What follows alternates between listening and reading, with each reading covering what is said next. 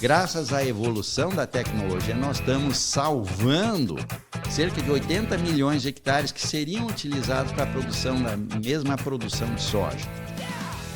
Ou a gente está semeando ou a gente está sepultando, né? Se você começar uma lavoura com uma semente alto vigor, uma boa semeabilidade, você já vai ter ganhos de produtividade de 10 a 12%. Diversificar a biota e ele colher o benefício em produtividade. E a gente quer reforçar aqui, né, o recado do nosso dia de campo, que será dia 26 de fevereiro, né, com a presença do Dr. José, né, o Rafael das Safras e Mercados e diversos outros parceiros nossos ali. E também deixar aqui o convite para os nossos clientes, agricultores e parceiros e aqueles que não são nossos clientes, para irem lá e conhecer essas tecnologias que o Evandro comentou, que essas 2 cultivares de soja e tem novidade vindo aí. Fala, gente boa, tudo bem? Estamos aqui em mais um NemaCast, que é o podcast da Menarim Sementes, né? E hoje é um dia muito especial, né? Que nós estamos aqui com o Dr. José de Barros, né? De França Neto, né? Que é da Embrapa Soja, uma sumidade em qualidade de sementes, né? Estamos aqui também com o nosso diretor técnico, Henrique Menarim. E antes de começar o nosso bate-papo, que é muito interessante, que vamos falar hoje, né, sobre qualidade de sementes, toda a evolução da história desse processo e como tem impactado a vida dos clientes agricultores, né, a alta qualidade de sementes, eu quero deixar aqui um convite para vocês, né, estarem presentes aí, principalmente os nossos clientes agricultores e parceiros, né, no nosso dia de campo, que ocorrerá dia 26 de fevereiro, agora. E será um dia muito especial, onde o Dr. José estará palestrando também em nosso dia de campo. Teremos uma palestra de mercado de soja, né, as oportunidades, né, e os desafios, né, que estão aí frente a esse mercado com o Rafael das Safras e Mercados, que vai ser um tema muito interessante. Abordaremos também ali o posicionamento técnico de cultivares de sojas inovadoras e também traremos mais alguns assuntos ali que vemos que são muito relevantes para o desenvolvimento da agricultura, desenvolvimento aí das lavouras dos nossos clientes agricultores, né? Então, sem mais delongas, né, vamos aqui adentrar, né, ao nosso conteúdo, a essa grande oportunidade que estamos tendo também. Primeiramente, uma honra, né, estar aqui com o Dr. José, né? E queria deixar aqui um primeiro momento, doutor José, para o senhor explicar um pouco do seu currículo, da sua trajetória. A gente sabe o quanto a vida profissional do senhor e da Embrapa Soja aqui na região foi impactante na formação de vários técnicos, né, que lidam com a semente, que estão buscando sementes de alta qualidade, né? Eu falo por mim mesmo, né? Eu sou formado aqui na UEL, né? Sempre estive em todos os cursos aí da Embrapa Soja, estive, né, assistindo aí todos os cursos aí relacionados à área, e eu sei da grande importância que o senhor tem. Então seria legal também de repente explicar sobre a sua trajetória e depois a gente entrar mais especificamente, né, no assunto que queremos tratar hoje, que é a alta qualidade de sementes, né? Muito obrigado, Evandro. Muito obrigado, Henrique, pela oportunidade de estar aqui representando a Embrapa Soja, a nossa equipe de sementes, porque tudo que eu vou falar aqui não é fruto do meu trabalho, eu digo que é fruto do nosso trabalho.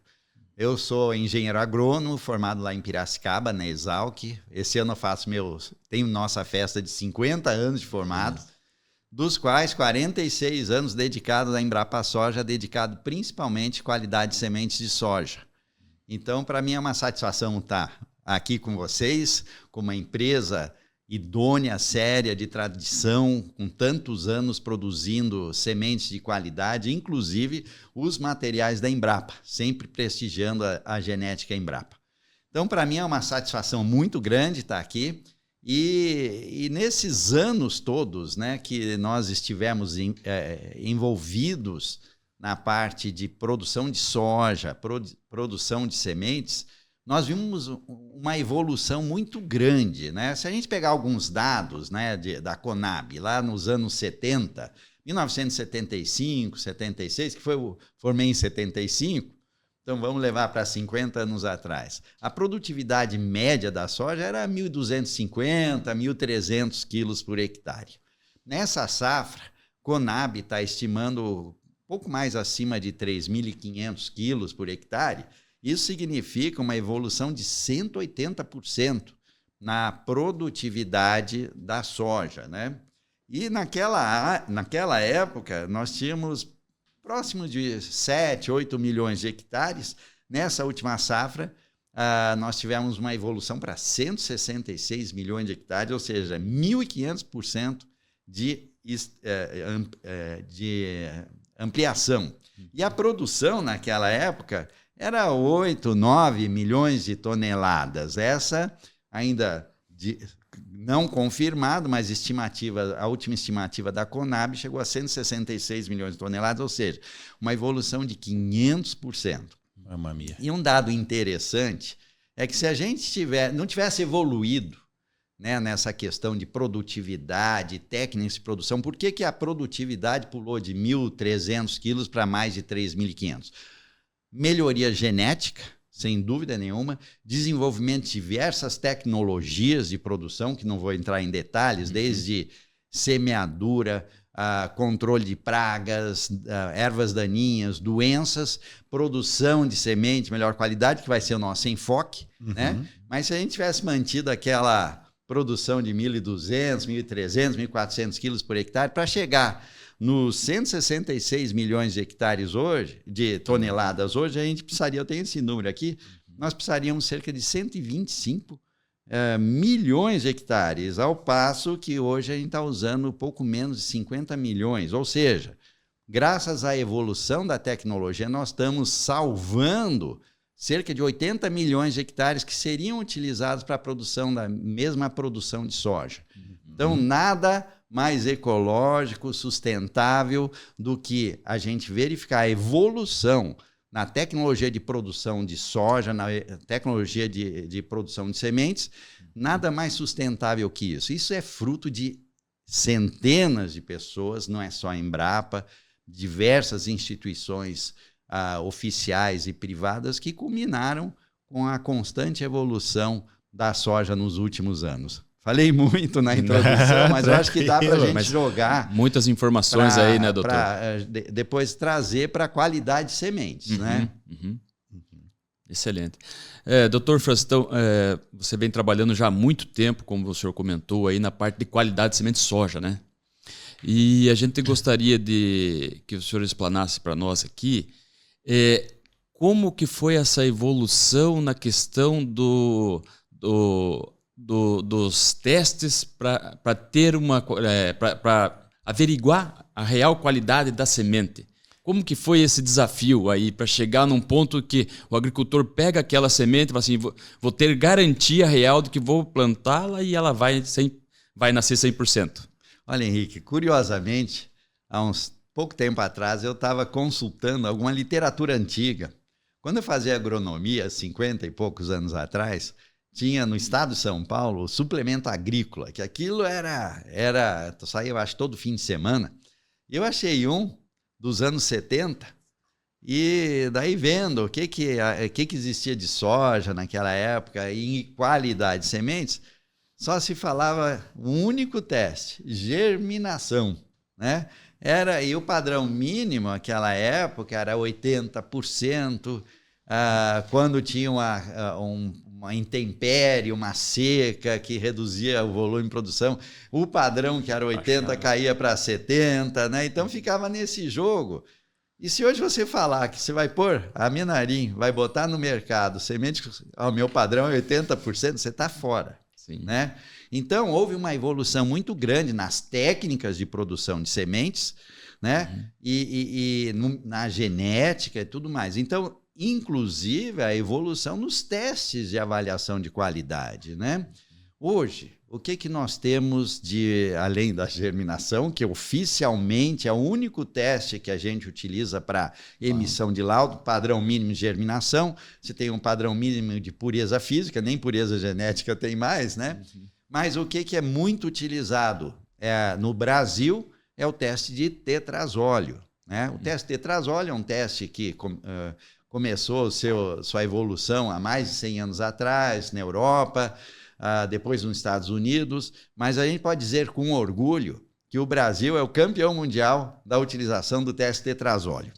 Só para a soja, a gente estima cerca de 330 mil análises feitas anualmente para o controle interno de qualidade. Por que eu fiz questão de refrisar controle interno?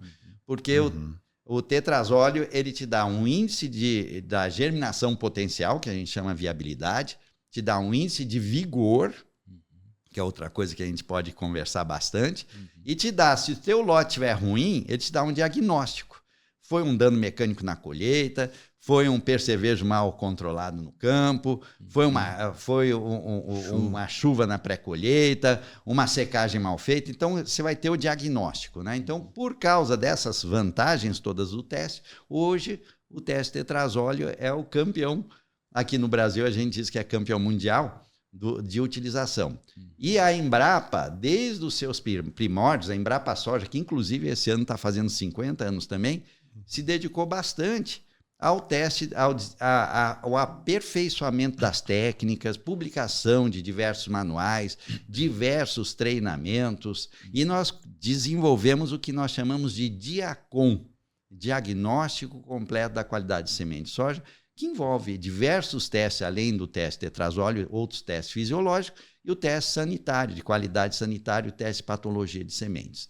Inclusive, no ano passado, nós tivemos o 22º Congresso Brasileiro de Sementes em Foz do Iguaçu, que é organizado pela ABRATES, Associação Brasileira de Tecnologia de Sementes, que eu sou o vice-presidente. Nós fizemos um pôster dedicando aos 40 anos de criação do DIACOM. O primeiro treinamento que nós fizemos na Embrapa foi em 1984 e agora, nesse ano, nós estamos partindo para a 78ª edição, treinando em tetrazóleo e patologia. Mamma, muito bom. Falei muito, né? Não, muito bom. Então, mas além do tetrazóleo, hoje um teste que é muito utilizado para vigor também, você tem um envelhecimento acelerado. É o segundo teste mais utilizado no caso de sementes de soja, que ele dá um estresse de alta temperatura, você põe numa câmara, parece uma sauna, 100% de umidade relativa, 41 graus, e daí você deixa lá um período, normalmente na pós-colheita você pode variar de 48, 72 horas, e a Embrapa também, com o passar dos anos, nós verificamos isso por um experimento conduzido por 5 anos, com centenas de lotes. Se você aplicar o tetrazóleo, o teste de envelhecimento acelerado, na época da pré-semeadura, botando apenas 24 horas e aplicando uma equação que a gente desenvolveu, você vai ter uma ideia de como vai ser a emergência em campo, com 81% de confiabilidade, com base nesse resultado do teste de envelhecimento acelerado. Isso está validado e é uma informação muito prática para o sojicultor. Né? E esse teste é com 24 horas. Esse teste. 24 horas na época da semeadura. Já no período, né, que vai semear. Isso, até uns 30 dias antes, uma semana antes, você pode aplicar com 24 horas. Tem uma equação, tá? Inclusive essa equação está publicada na Circular Técnica 136 da Embrapa, e é uma informação útil, né? E também nós temos outros testes, né? Como o teste de comprimento de plântula, teste de classificação de plântula, teste de frio, que é tradicionalmente utilizado para milho, mas ele foi adaptado para soja, condutividade elétrica. E tem um teste que foi recentemente incluído nas regras da ISTA. ISTA é a Associação Internacional de Análise de Sementes, que é o teste de protusão de raiz, que é um teste que você semeia no rolo de germinação, para fazer igual a germinação, e com 2 dias você verifica aquela semente que já emitiu a raiz. Então, isso é um teste que mostra velocidade de germinação, e aquelas sementes que em 24, 48 horas já emitiram essa raiz são sementes vigorosas. Então, isso já faz parte das regras da ISTA.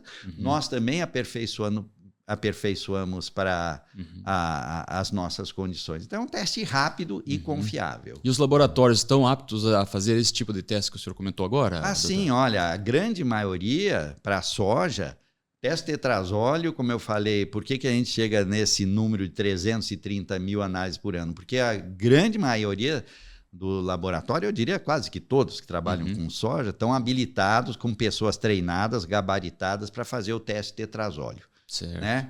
E esse de protusão de raiz é igualzinho o teste de germinação, só que você faz uma leitura antecipada e tem altos índices de confiabilidade com emergência em campo, porque o produtor quer um teste que o produtor de sementes e o sojicultor que me dê a confiança que quando eu compro um lote, eu estou comprando um lote de boa qualidade, que vai ter uma germinação e emergência rápida e uniforme no campo, porque isso é fundamental. Certo. A velocidade de germinação e emergência, se você puser um lote no campo que tem vigor médio, e você vai ter emergência de planta com 4 dias, depois outras no 5º, no 6º, no 7º, 8º dia, aquela plântula que vai gerar uma planta normal, que saiu no 4º dia, vai dominar aquela que saiu no 7º, 8º dia. Sim. E aquela dominada vai produzir 1/3 ou 1/4 daquela que dominou. Por isso que é importante você começar uma lavoura com a semente da mais alta qualidade,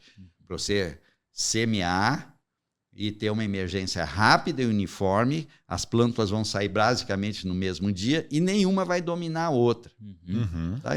E um aspecto, desculpa, já que a gente está falando de instalação de lavoura, além de utilizar semente de boa qualidade, com germinação e emergência rápida e uniforme, a semeadora que você vai usar tem que ter alta plantabilidade ou semeabilidade, fazer uma boa distribuição das sementes, que vai resultar na germinação das plantas sem falhas e sem aglomerados, e isso é fundamental para você começar bem sua lavoura. Uniforme, né? Isso, fundamental. Tanto é que, às vezes, o problema de plantabilidade é muito sério, porque você pode ter um melhor lote mais vigoroso, boa germinação, e aí você acaba na plantabilidade, você não tem uma uniformidade de profundidade de semeadura, e aquilo ali vai impactar no que o senhor comentou na questão da planta dominada, né? Você falou tudo, né? A combinação ideal é você começar a sua lavoura com uma máquina semeadora bem ajustada, bem operada e com uma semente de alta qualidade. Exatamente nas minhas apresentações eu menciono, se você começar com a melhor semente do mundo, mas com uma máquina mal operada e fazendo uma má distribuição, você está jogando fora aquela matéria-prima, que é a semente, que é a matéria-prima do seu sistema de produção. Então, a combinação ideal é essa, semente de alta qualidade e uma semeadora bem ajustada. E a semente precisa ser depositada para a gente atender as necessidades fisiológicas dela, né, doutor José? Exatamente. Ou a gente está semeando ou a gente está sepultando, né?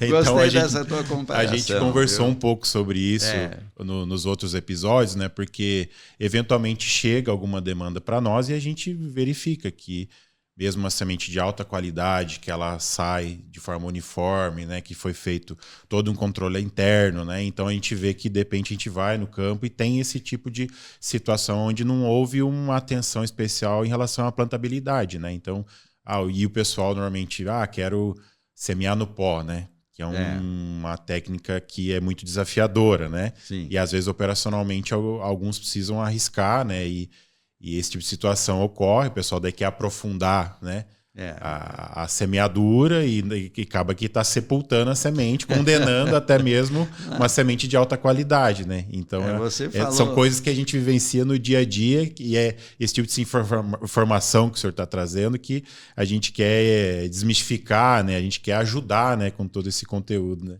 Não, você falou uma palavra que eu nunca tinha usado, sepultar a semente, é verdade. Né?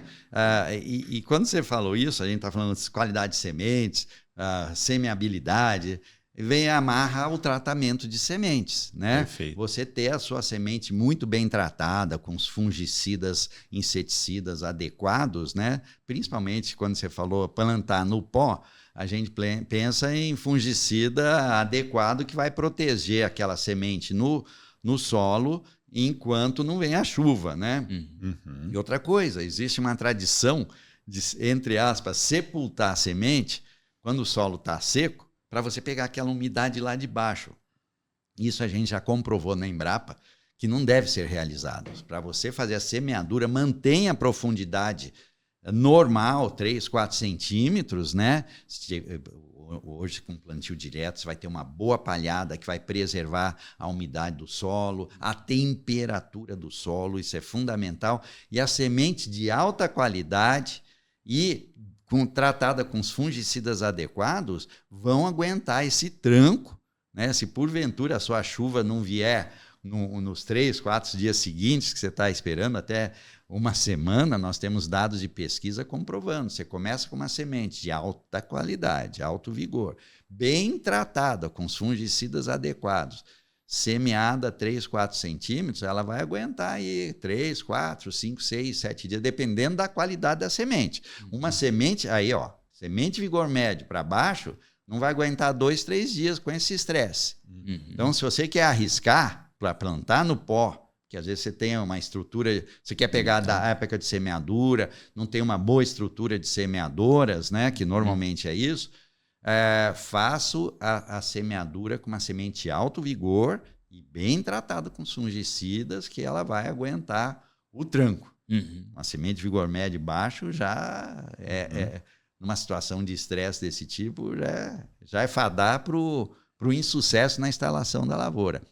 E o sucesso na instalação da lavoura vai te dizer o que você vai obter até o final, né? Nós temos dados de pesquisa comprovando que se você começar uma lavoura com a semente alto vigor, com uma boa semeabilidade, você já vai ter ganhos de produtividade de 10% a 12% em relação a uma semente de vigor médio, ou pode ser maior quando uma semente de vigor baixo. Então, o sucesso da lavoura é estabelecido no momento da semeadura. Se você começar errado, você vai estar corrigindo o problema até a tua época de colheita. Tá certo. Doutor França, ali o senhor comentou em relação ao teste de vigor, né? Envelhecimento acelerado. O senhor comentou em 72 horas e 48 horas.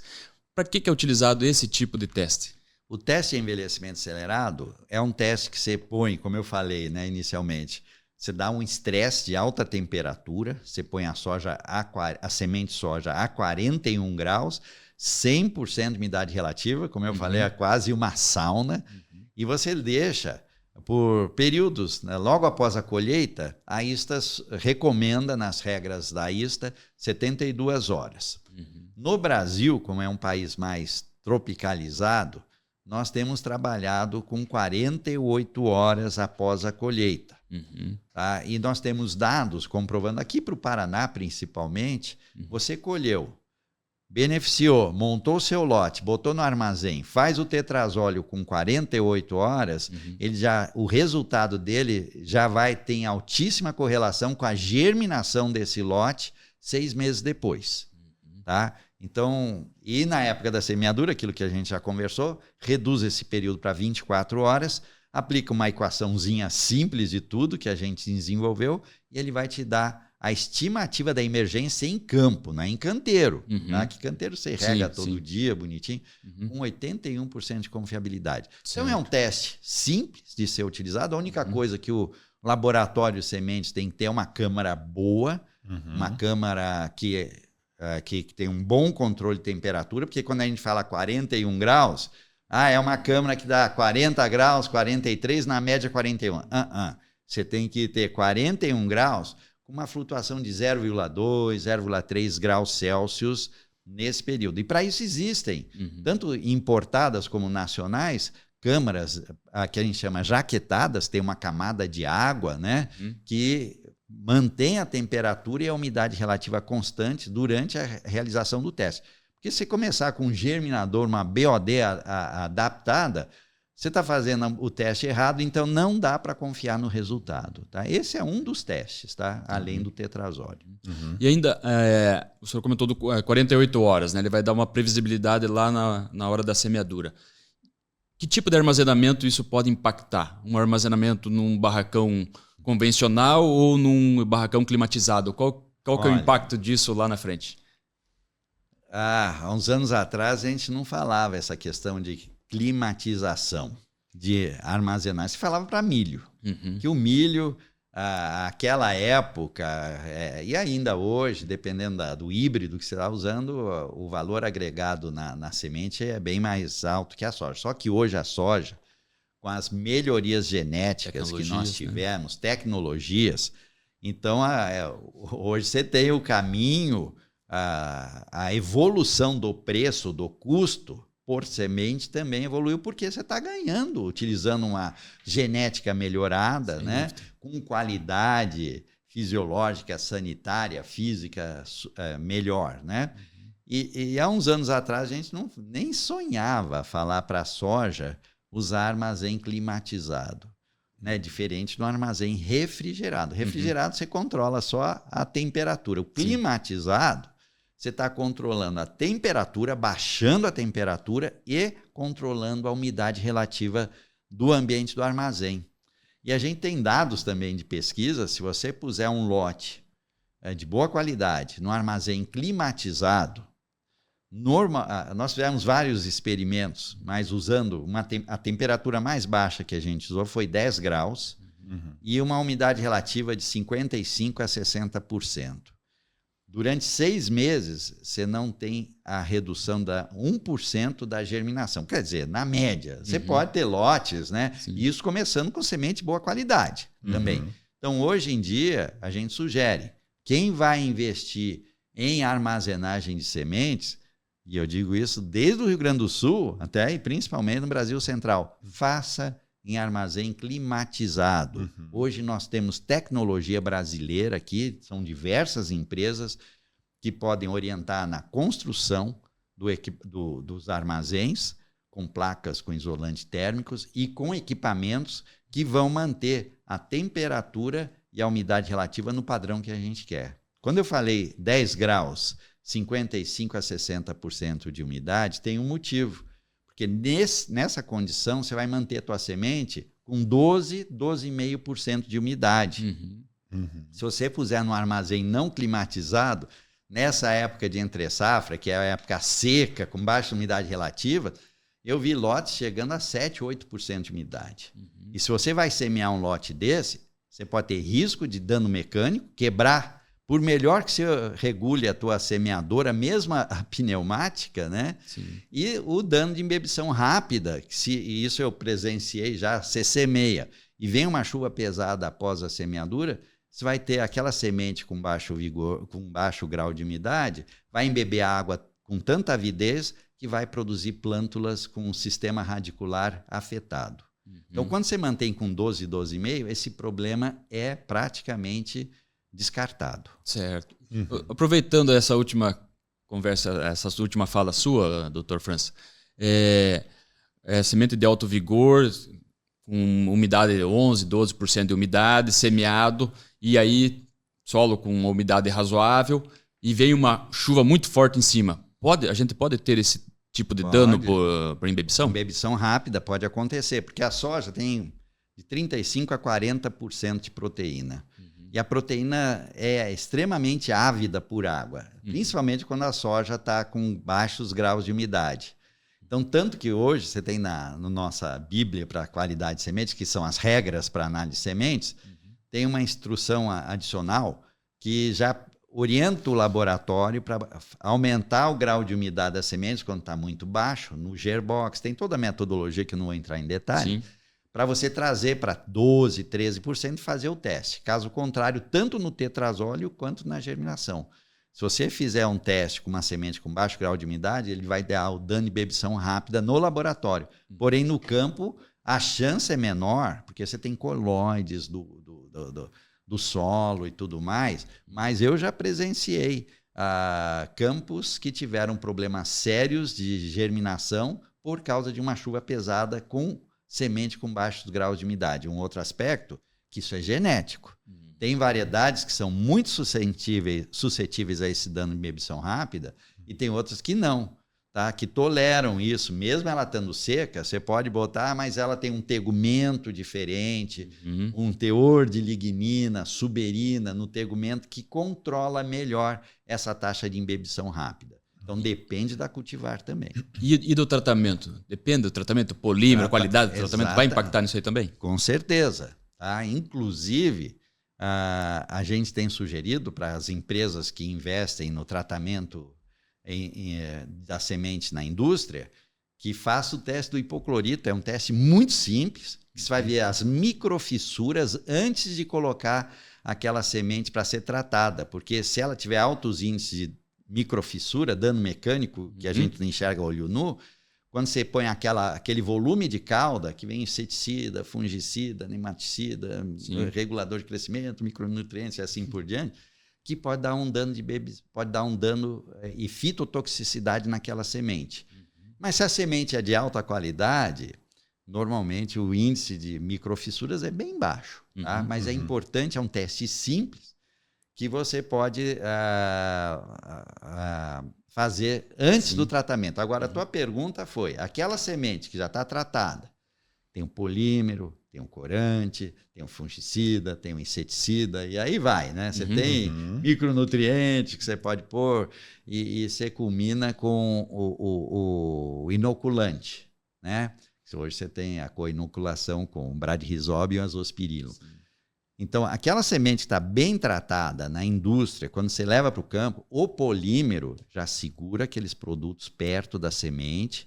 É bem diferente de um tratamento feito on-farm, na fazenda. Hoje nós temos equipamentos muito bons também para ser feito a nível de propriedade, on-farm. Como a gente já evoluiu fala. muito. Já evoluiu em relação ao que era. Mas hoje, nós fizemos até um levantamento que, inclusive, contamos com a participação da Menarim, que respondeu a um questionário. Nós recebemos de 66 produtores a nível de Brasil e vimos que quase que 40% de toda a semente comercializada no Brasil hoje é já tratada previamente na indústria, né?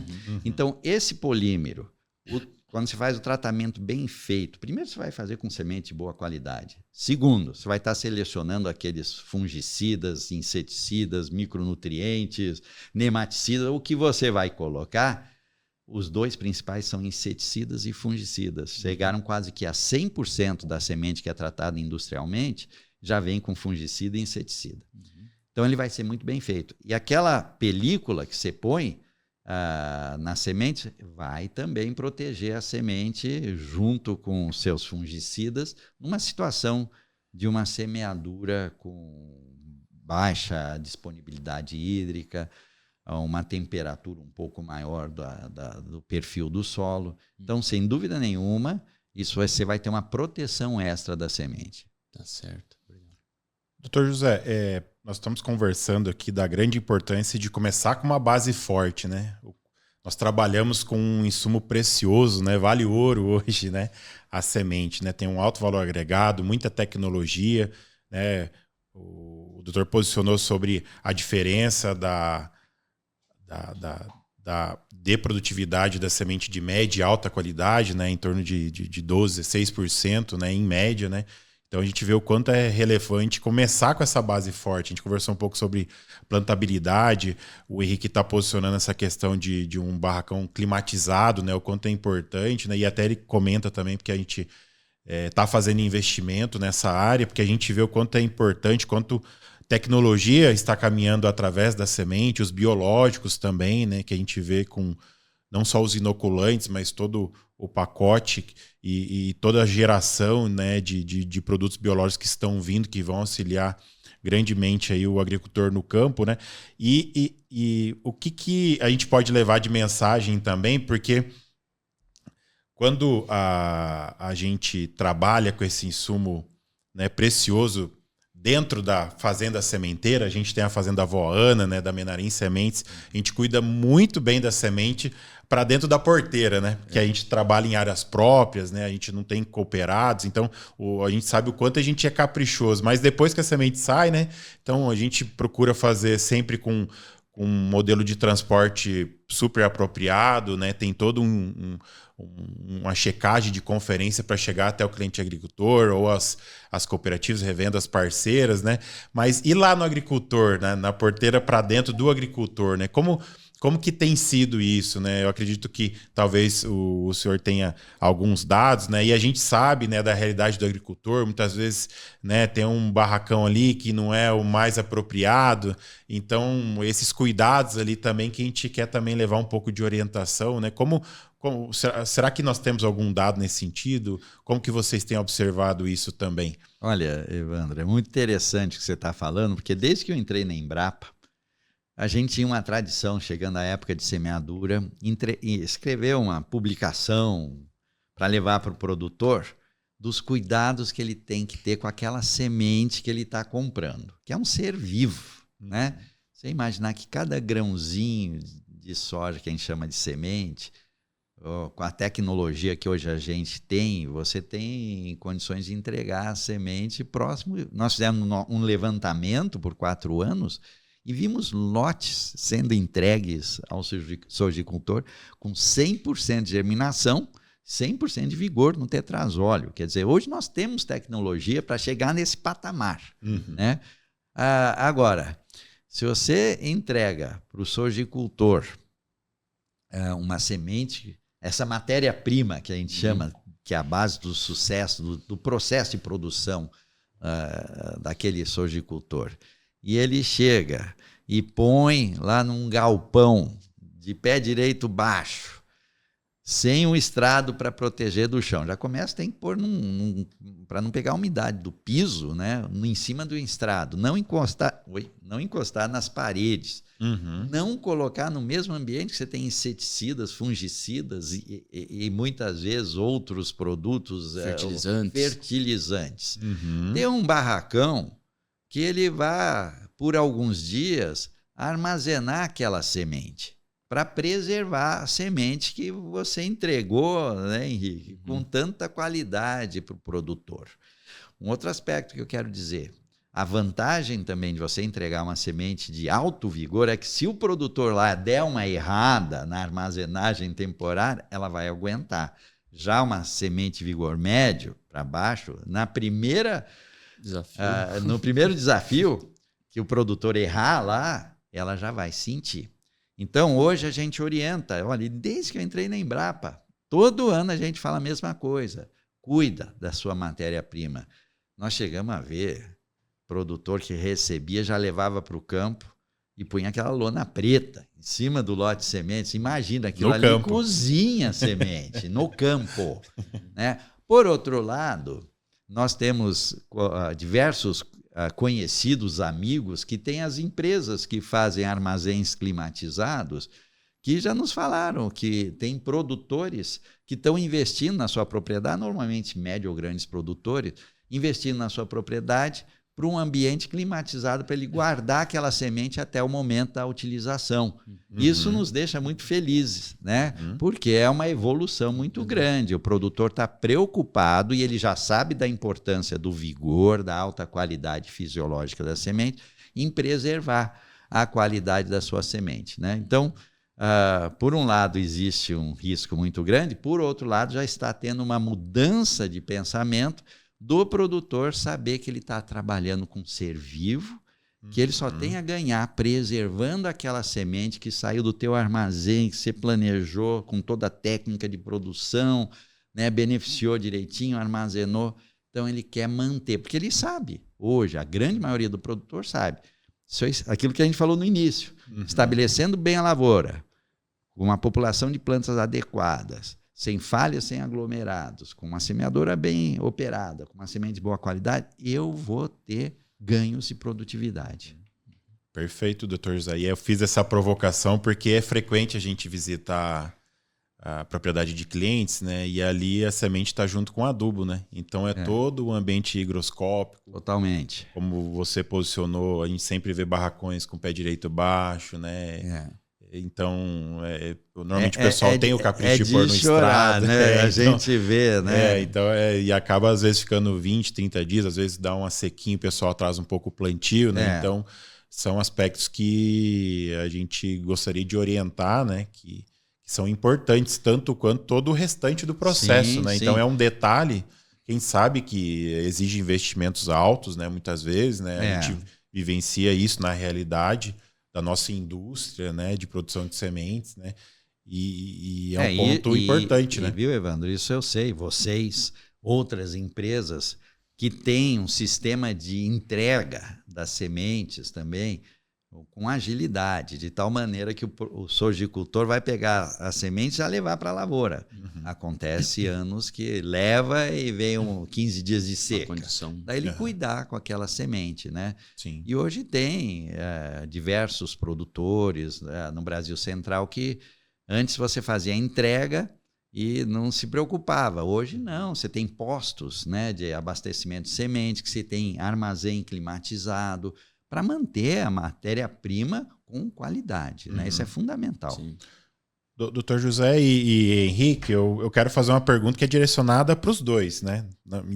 Então, não só para o doutor José. A gente tem visto toda a tendência de crescimento, né, da rotação de cultura, né? E isso é extremamente importante, né? Até na nossa fazenda, a gente faz em cerca de 30% da área todo ano, né? Então, a gente está vendo o crescimento do mercado de forrageiras, o qual a gente está inserido, né?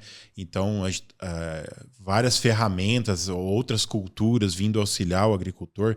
E até a gente que está aqui no norte do Paraná, a gente tem acompanhado muito, né, essa realidade, né, do aumento das temperaturas, né? Então, a questão da estrutura do solo, o quanto isso é importante de nós cuidarmos para que a gente possa ter altas produtividades e quando tiver um estresse hídrico, né, ou elevadas temperaturas, a soja venha suportar mais do que a normalidade, né? E tudo isso começa não só pela semente de alta qualidade, mas antes disso a gente cuidar do nosso solo, né? Produzir matéria orgânica, né? Deixar o nosso solo mais fofo, né? Cuidar da compactação, cuidar de descompactar o solo, né? Então, nessa linha, a gente tem trabalhado a ervilha forrageira, o nabo, né? E para nós, isso é um sistema que nos traz muita estabilidade produtiva e isso também se reverte em alta qualidade de sementes, né? Porque os nossos solos têm uma permeabilidade em alta profundidade, alta fertilidade em alta profundidade, né? Então, isso culmina em altas produtividades, não só na cultura da soja, do milho, feijão e até mesmo das forrageiras, né? Então, eu gostaria de pedir para o Henrique demonstrar, explicar um pouquinho como que tem sido a nossa história em relação a isso, mas também daí perguntando para o senhor a importância da gente cuidar do solo, né, para que a gente tenha sementes de alta qualidade, mas também o agricultor tenha uma lavoura de alta produtividade, né? Permite eu fazer um comentário antes do Henrique? Sim. É um assunto que a Embrapa também, a Embrapa Soja e outras unidades têm trabalhado há muitos anos, né? Você ter uma boa cobertura para estabelecer a sua lavoura de verão, de tal forma que você vai ter a semeadura direta, o plantio direto, que começou também aqui no norte do Paraná, né? Lá na Embrapa a gente tem 2 colegas que têm se dedicado há muitos anos, teu xará, Henrique De Biasi, Júlio Franchini e toda a equipe deles, que é muito importante, né? Você ter uma cultura, como você falou aqui na região, ou no Brasil Central, que se usa milheto, braquiárias e tudo mais, para ter uma boa palhada, para controlar a temperatura e você manter a estrutura do seu solo friável e a caixa d'água, né? Para, no caso de como você mesmo mencionou, numa situação de baixa disponibilidade hídrica, você vai ter um pouco de água reservada naquele solo. Então, isso é fundamental. Mas desculpa eu ter te cortado. O teu xará lá na Embrapa também já trabalha há muitos anos. Inclusive já esteve lá na fazenda fazendo palestra e tudo, né? Em relação a essa questão que o Evandro comentou, que a gente está abordando, da questão do manejo do solo, né? Como um todo, né? Então, lá na Menarim Sementes, a gente trabalha não a cultura, mas o sistema produtivo. Perfeito. Né?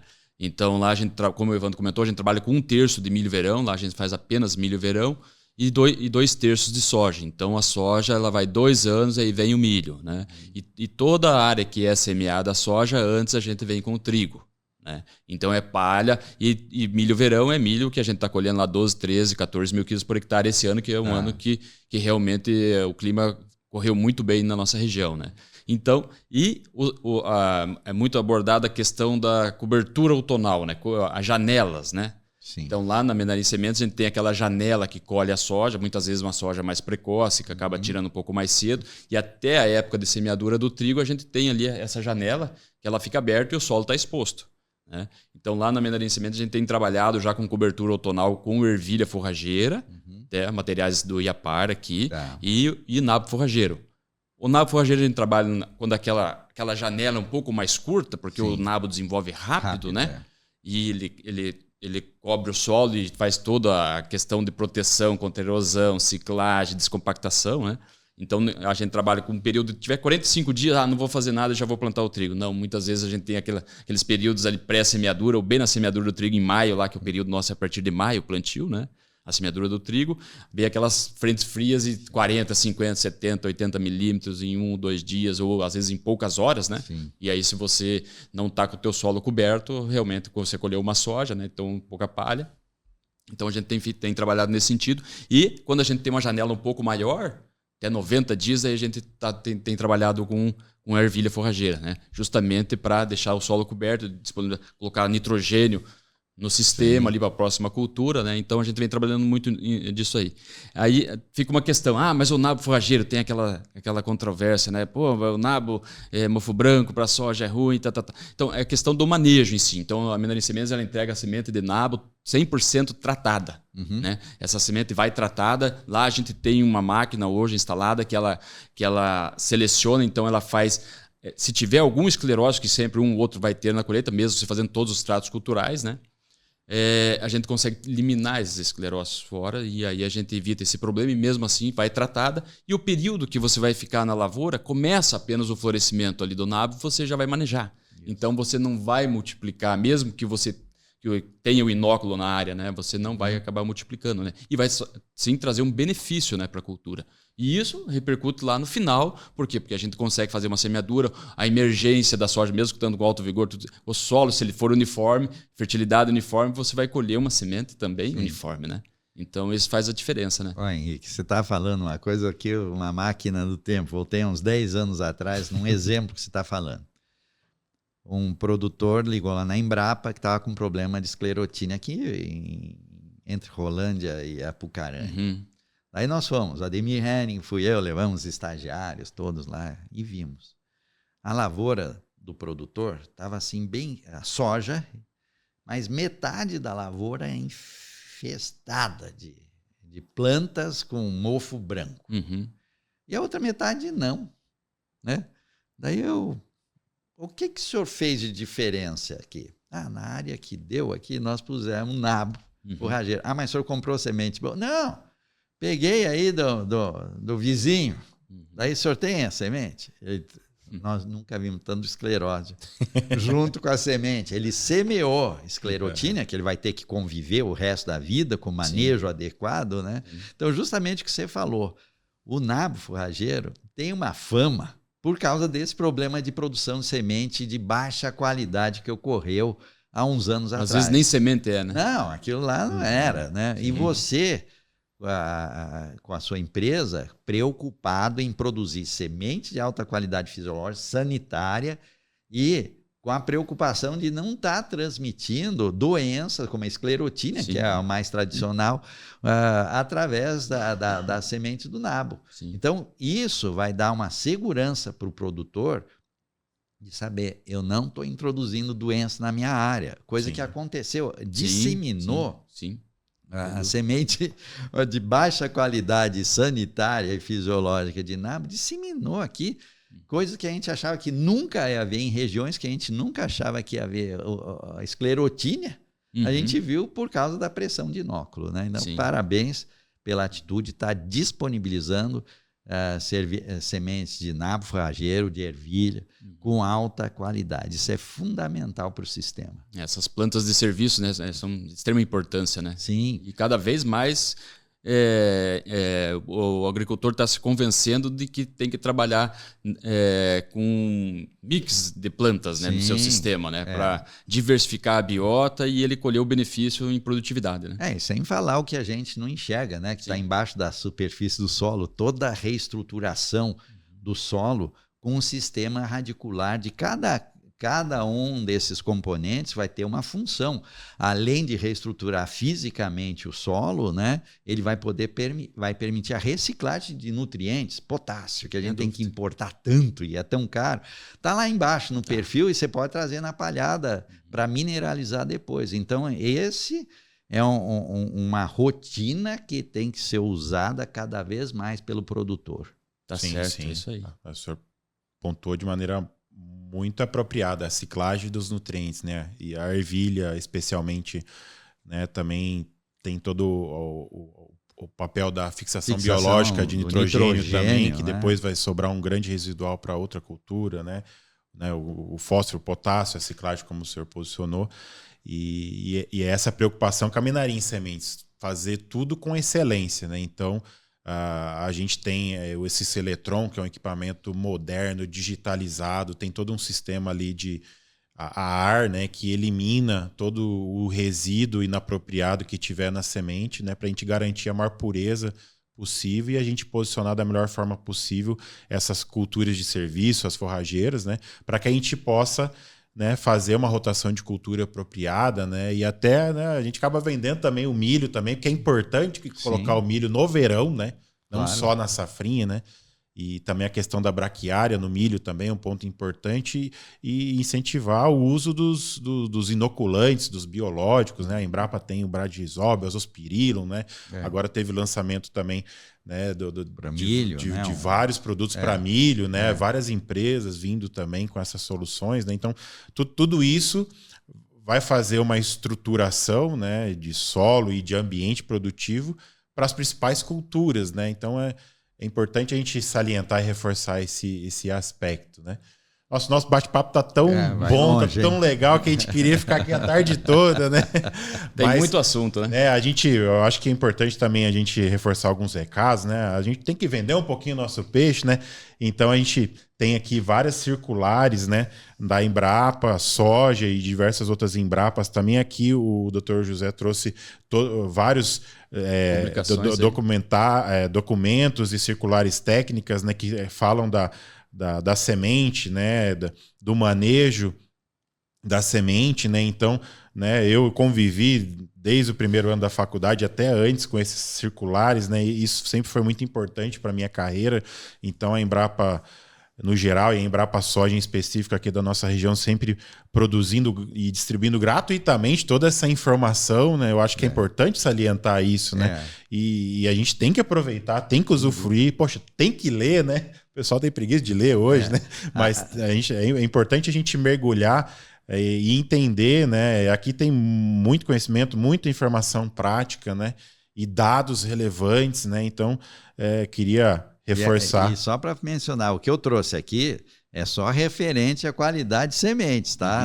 Você falou de Embrapa Soja e outras unidades. Então, todas essas publicações estão disponíveis no site da Embrapa Soja, na Embrapa as outras unidades, é só ir na área de publicações, e o que eu trouxe aqui foi só uma amostra da área de sementes, tá? Mas você tem de todas as outras especialidades que podem ser baixadas gratuitamente.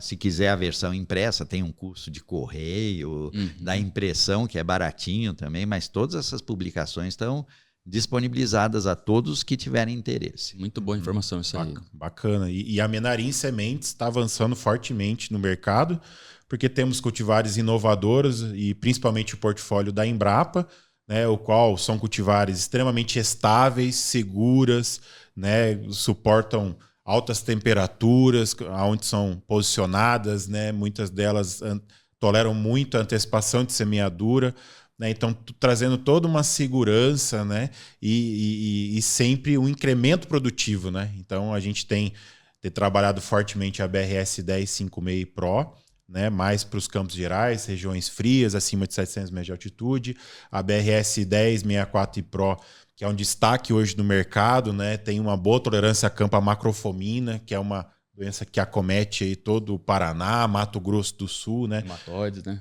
Tolerância a alguns nematóides, né? E uma segurança em diferentes épocas de semeadura, um teto produtivo que está se provando superior a diversos cultivares que tem hoje no mercado.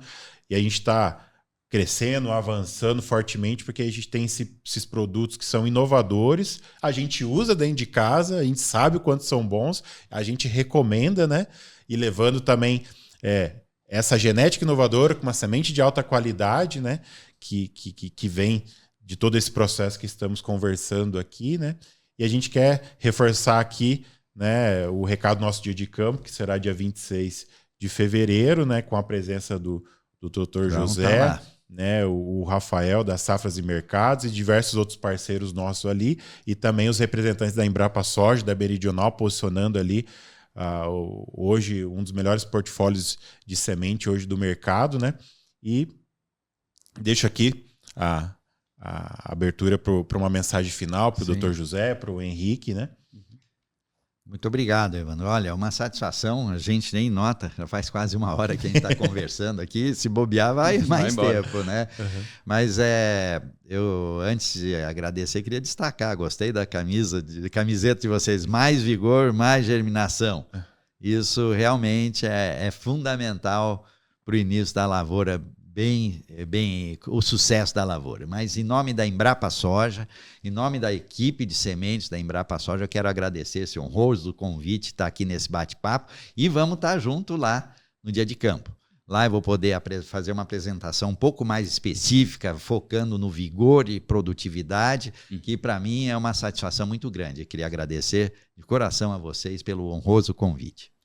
A gente também agradece ao Dr. França por estar aqui, disponibilizar o tempo dele, que a gente sabe que é muito precioso, lá trabalhando muito pesquisa forte lá na Embrapa Soja, mas agradecer do coração aqui por disponibilizar, estar aqui com a gente hoje, fazer esse bate-papo aqui, agradecer também ao Evandro aqui por organizar todo esse bate-papo aqui hoje, e também deixar aqui o convite para os nossos clientes, agricultores e parceiros, e aqueles que não são nossos clientes, para irem lá e conhecerem essas tecnologias que o Evandro comentou, que essas 2 cultivares de soja, e tem novidade vindo aí, de plataforma nova, aí de Intacta 2 Extend, para próximas safras aí, os materiais aí bem produtivos e bem posicionados, né? E também reforçar essa parceria da Menarim Sementes junto com a Fundação Meridional, essa parceria da Menarim Sementes e Fundação Meridional com a Embrapa Soja aí, para tá trazendo essas novas tecnologias, esses novos cultivares de soja aí, que tenho certeza que serão um sucesso.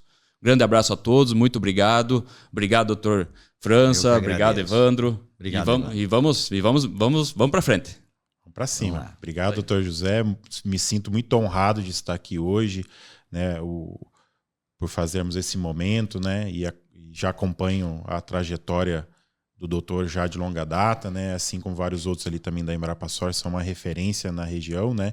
E no tema de qualidade de sementes, né? Então, obrigado pela oportunidade, pela disponibilidade, agradecer também o Henrique também, o qual eu aprendo todos os dias também, é um técnico referência da região dos Campos Gerais, uma pessoa que é uma sumidade em vários assuntos, trigo, feijão, soja também, para mim é muito enriquecedor fazer parte dessa família Menarim, e tamo junto. Vamos que vamos.